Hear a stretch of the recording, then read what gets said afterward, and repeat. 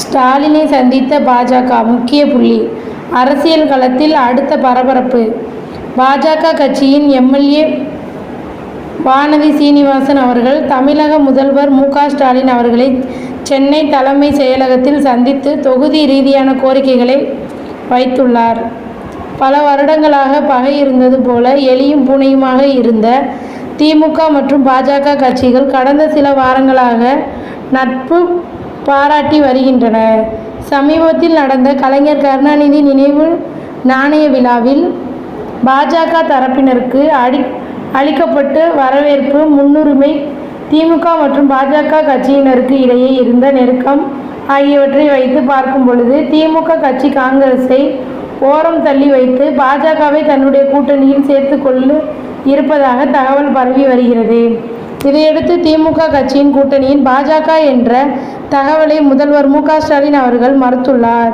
இந்நிலையில் பாஜக கட்சியின் எம்எல்ஏ வானதி சீனிவாசன் அவர்கள் முதலமைச்சர் மு.க. ஸ்டாலின் அவர்களை நேரில் சந்தித்து பேசியுள்ளார்.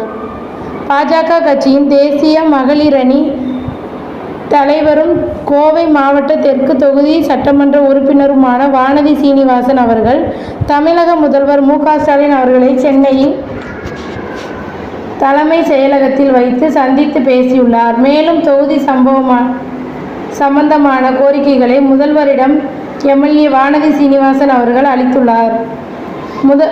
முதல்வருடனான சந்திப்பு முடிந்த நிலையில் எம்எல்ஏ வானதி சீனிவாசன் அவர்கள் செய்தியாளர்களை சந்தித்து பேசினார். மேலும் அவர்கள் கேட்ட கேள்விக்கு எம்எல்ஏ வானதி சீனிவாசன் அவர்கள் பதிலளித்தார். இதுகுறித்து பேசிய வானதி சீனிவாசன் அவர்கள் கோவை மாவட்டத்திற்கு உண்டான மாஸ்டர் பிளான் என்பது திருப்பூர், ஈரோடு, நீலகிரி ஆகிய மாவட்டங்கள் உள்ளடக்கி இருக்க வேண்டும் என்று முதல்வரிடம் கூறினார்.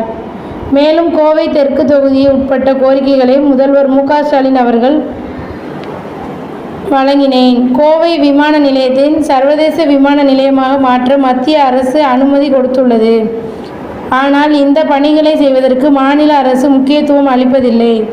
எனவே சில எடுப்பு மாநில அரசு விதிக்கப்பட்ட அனைத்து நிபந்தனைகளையும் ரத்து செய்து விடுவதாக முதல்வர் கூறினார் என்று வானதி சீனிவாசன் அவர்கள் கூறினார்.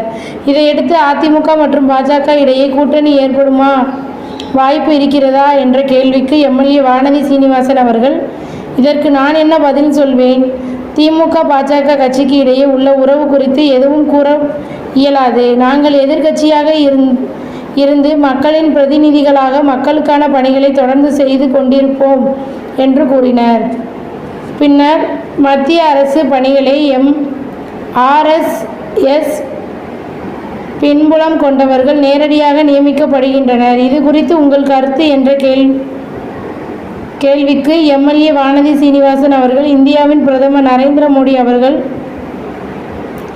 முதல் நாட்டில் உள்ள முக்கிய அரசியல் தலைவர்களின் 99% பேர் ஆர்எஸ்எஸ் அமைப்புடன் தொடர்பில் உள்ளார்கள்.